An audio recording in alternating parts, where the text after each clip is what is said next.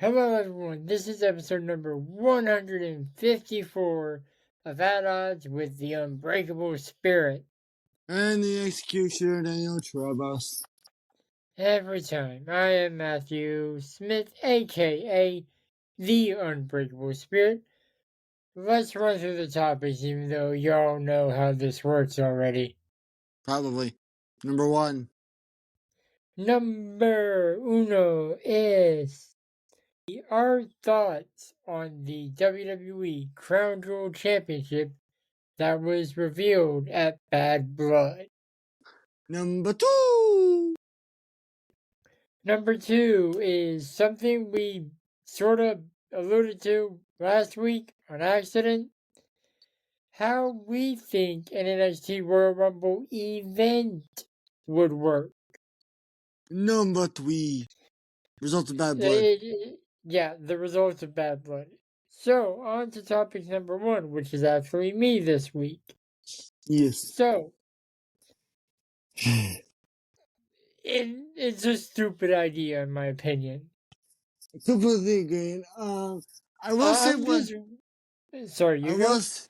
I will say I didn't like the whole, concept of it, but I did enjoy the whole Gunther coming out and then absolutely roasting the shit out of Goldberg. I hope we get something out of that. Yeah, but I'm worried it's gonna be like the greatest Royal Rumble championship where it never gets defended and eventually gets forgotten about and retire. You have a point there. My honest thought is I remember I was there live in the arena. I remember hearing the crowd giving a loud boo and me actually saying, "Why? What's the point?" Yeah. I feel like it's sort of gonna be like the WWE Speed Championship or the WWE Speed Women's Championship. Congrats to Candice LeRae, by the way. You're a champion that will never be acknowledged on Monday Night Raw.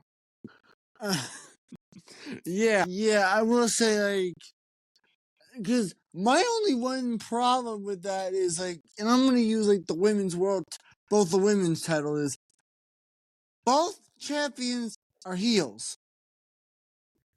Both of them. Yeah.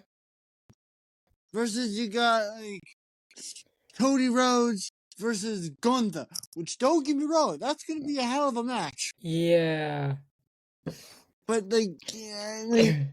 it's still pointless at the end of the day. Yeah, and I feel like Cody may stand a better chance than Liv because he's used to destroying his chest. Yeah.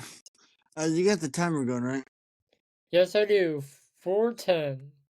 Okay, just want to be.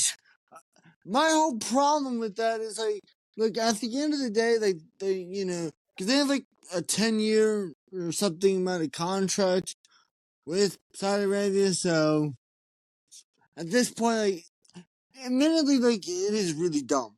The belt looks kind of eh. No, it looks good in my opinion. It's just the concept of it is stupid. Yeah. I remember being in the arena. True story here, folks. I looked at the arena when I saw Triple H come out right when he was coming to the ring. I saw the championship. I was thinking okay, it's either A, he's introducing a new championship. That's going to be important. B, it's going to be some stupid shit that we're not going to give a fuck about. It was 2. Or C, all of the above. It was C. Yeah, it was really? Yeah, and this championship gives you a golden ticket to become the longest reigning champion in WWE. All you need to do is make sure you're champion around the time Crown Jewel comes around. And if you were the champion last year, it'd be like you're defending your title. Yeah, which I will say, it's especially kind of pointless when it's just I mean, yeah, sure. I mean, I know in the past at Survivor Series, they had the Champion v Champion, which you got some really good matches out of that. But I mean, that's the only like good thing.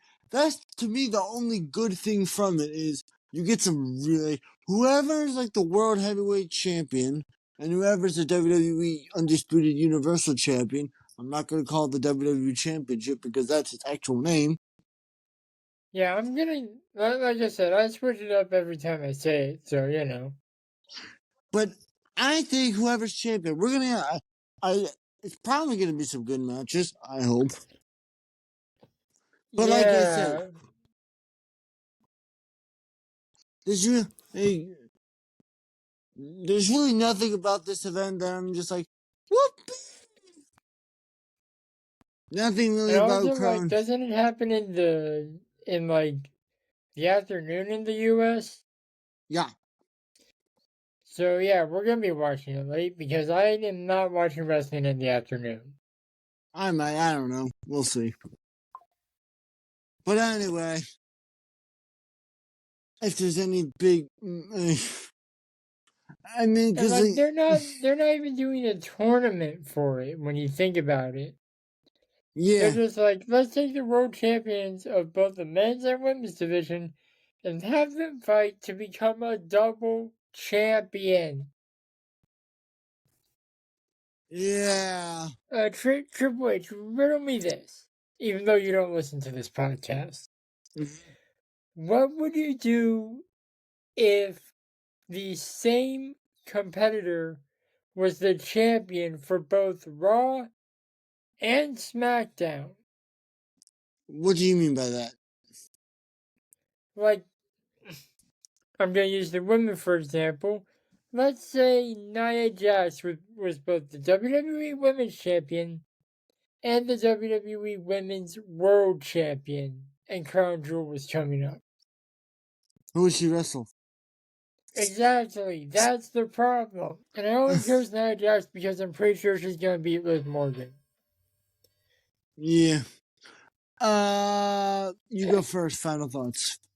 Final thoughts? I don't think this championship should exist. And hopefully they actually incorporate it into storylines and make sure it's not only defended or fought over at Crown Jewel, because then it's going to be like the Speed Championship and not even acknowledged. My thoughts are honest. These are my honest thoughts. We will probably get some good matches out from whoever is the champion of both Raw and SmackDown or whatever. But it's just if you don't really like defend this title, like why should it be like so? Like why should me as the viewer give a shit about this championship if it's only going to be defended once? That's the problem with the championship. It can only be fought over at Crown Jewel. But yet again, it kind of makes sense because and I can't believe I'm saying this, but you have this event for going on for so many years. It makes sense to at least have a championship. Yeah, and how many more are we going to have left? Did WWE just sign a new contract with Saudi Arabia or something? Probably, I don't know. Anyway, we'll be Either back with way, the topics. championship has Yeah. a timed lifespan, if you think about it. Yeah, okay. We'll be back with topic 2. Yep. Hello, everybody. We are back with the topic number 2: how an NXT Royal Rumble, if NXT were to have one, look like. My thoughts. It's if there was literally a NXT PLE called NXT Royal Rumble. Yeah, or Rival Rumble, whatever the fuck you want to call it. Yeah. But anyway, my thoughts is you have, I wouldn't, you can't have, I'd do it this. I have one, I have a man, and I don't know if there's enough women, but I do mix, I do a man, I do a women. But I wouldn't have it just be over the top rope because then it'd just be. I want to do a regular something. Royal Rumble. Yeah, okay. I would want to have like a new rule, be like pinfall, submission, or top rope. Hell, to make it more crazy, no, just anything goes. You want to make this real nuts? Add in the ability to use weapons in this shit, and you got a real character. Dude, the Royal Rumble is already no DQ. Yeah, so Finley once got disqualified for using a shillelagh in the Rumble. That wasn't for the shillelagh. He jumped the gun on his entrance. Ah, right. Anyway, what are your thoughts? My thoughts are you basically stole my idea from last week. But yeah, like you need to add like a specific something that makes it different. It could be over the top rope. It could be hell. It could be under the bottom rope for all I care. Just make it really embarrassing for people. Yeah. Go under the bottom rope. Go over the top rope. Go in between the ropes. Do like and it's only by crazy. And it's only by pinfall. And it's only by pinfall or submission, you know. Do something utterly crazy. Yeah, make someone make it like elimination via being hit by a finisher or something. Yeah. Go crazy. Like if you really want to make it crazy, have it be a finisher rumble. That would be crazy, yes. I think for a Royal Rumble, I think, you know, a pinfall. Hell, I think you want to make this interesting is like, okay, you want to get more crazy, just take the Gauntlet Eliminator from 2K24 and just do that. Yeah, that's a great example of something they could do. You want to get like really, like, I have seen that shit on my game. That shit can get utterly insane. You All talk the about gauntlets can get insane. yeah, but a god like do like a gauntlet like hell. Combine like a Royal Rumble and a Gauntlet Eliminator, you got oh god. Yeah.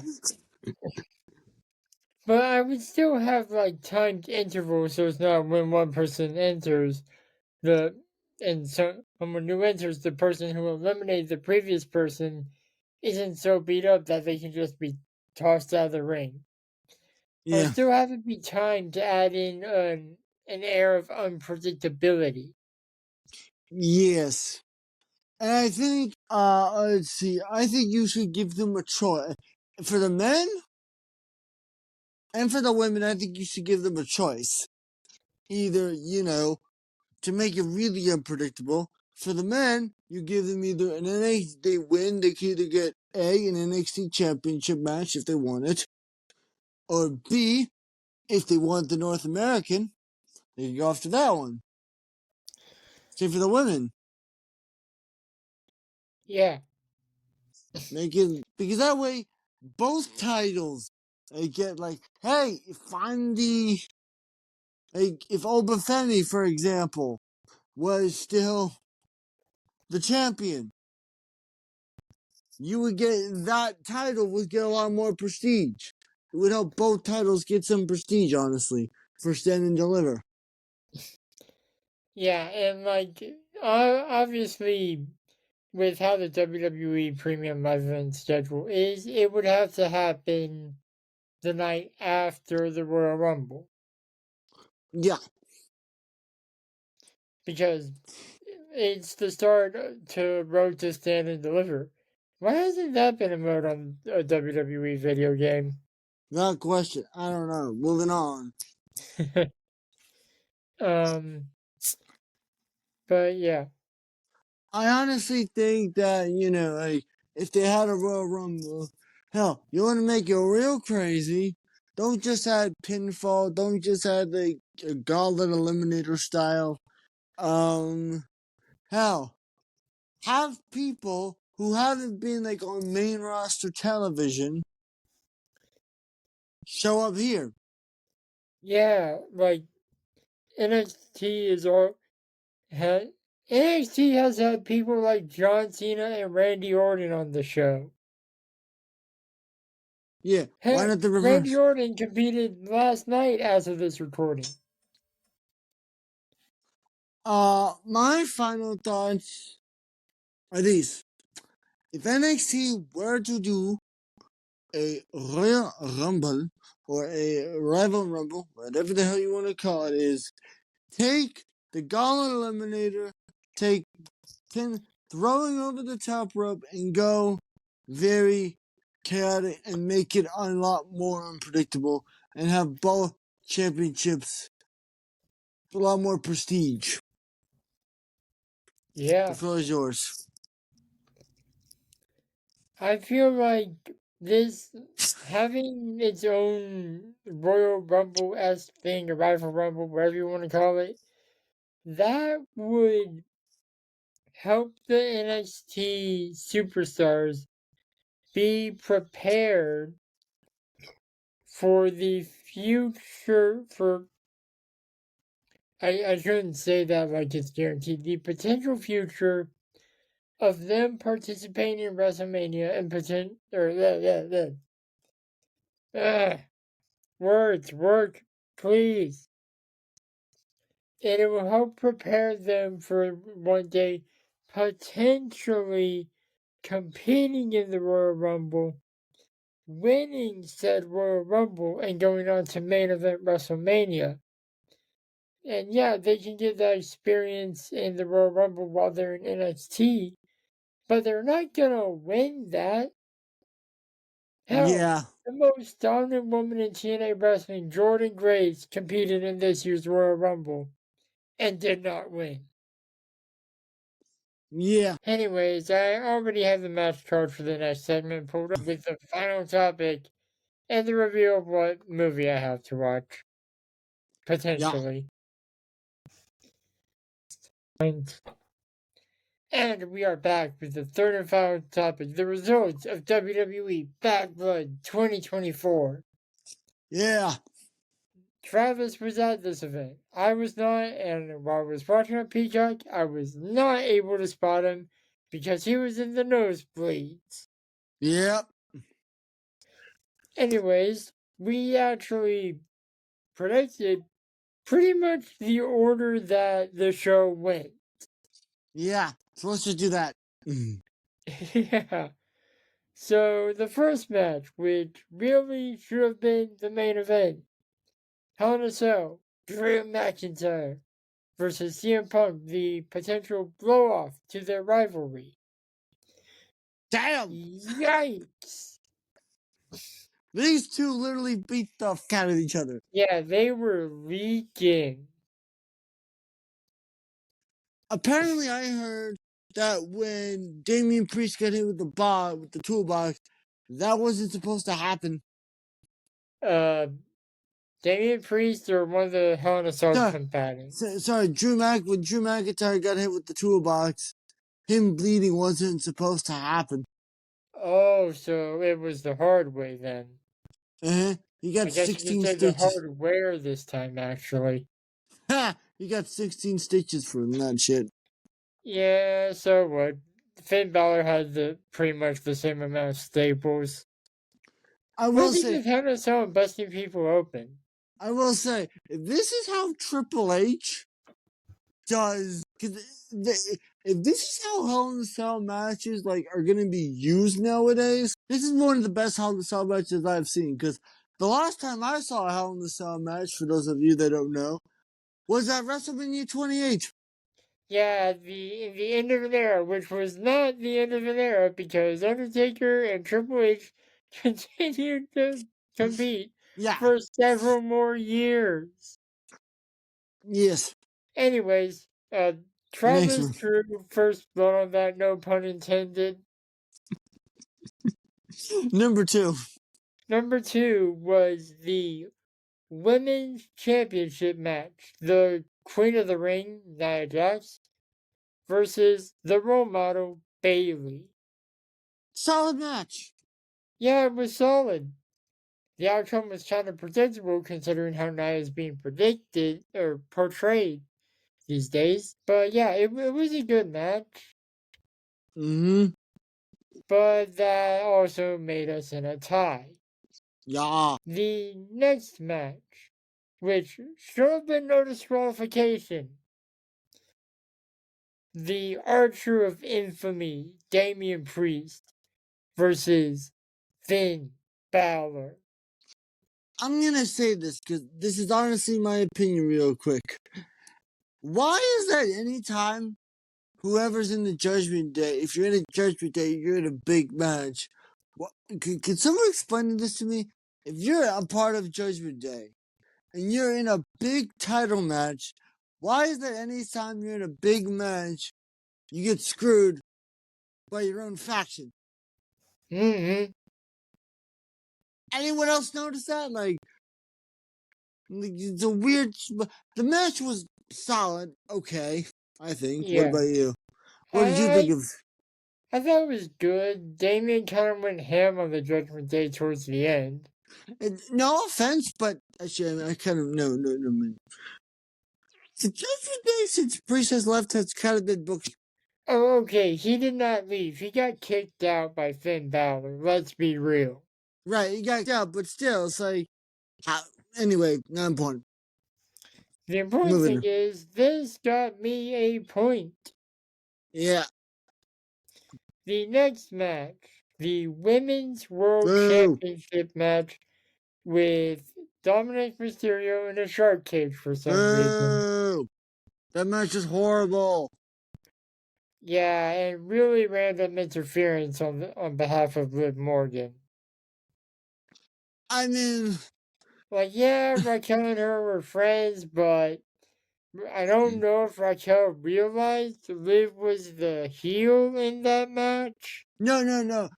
I think what was supposed to happen is the referee was supposed to get distracted, but the referee, I think, think that, that finish was supposed to, Raquel was supposed to return, help Liv win, but I don't think the disqualification part was supposed to happen. Yeah, so you think it was supposed to be shenanigans? That's what I honestly think. God, they should have had an AEW referee this match. He wouldn't have disqualified them. Yeah, I will say, these are one of the two matches where I'm just like, how the hell was in this Hell in the Cell? There's Yeah. like the Liv Morgan match. It would have been better than Dominic in a shark cage. Yeah. Anyways, that got me another point. Which did I? No, wait. Sorry, my bad, brain fart. You got that point because of disqualification. Boo. Because I'm sticking to what I said many to some number episodes ago, where we argued over who got the point between Seth Rollins and Roman Reigns at a Royal Rumble event. Yeah. Okay. And if I was a heel, I would go back on that, but I'm not. Yeah. Since he won via DQ, Travis gets the point.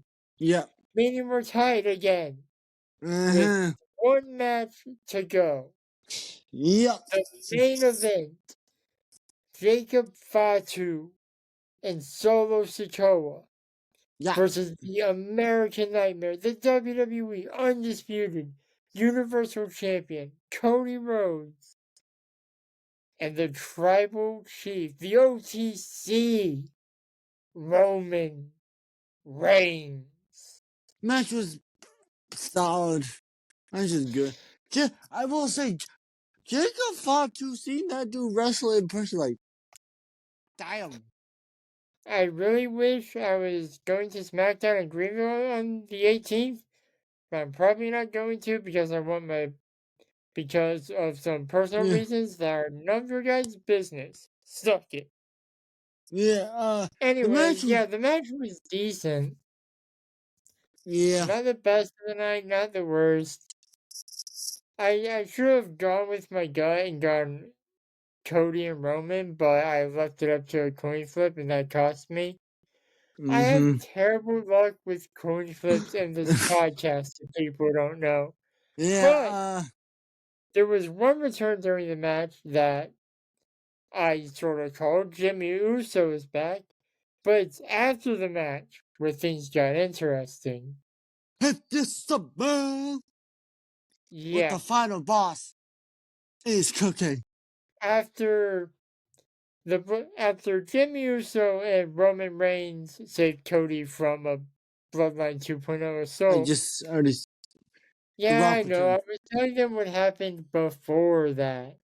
Jabroni. But yeah, The Rock returned, stood on the stage for a few seconds, did nothing. There was like 1, 2, 3. Music starts playing, walks backstage, end of show. Oh no, he did 1, 2, 3, then moved his hand across his neck and then left. Basically saying all three of y'all are gonna die.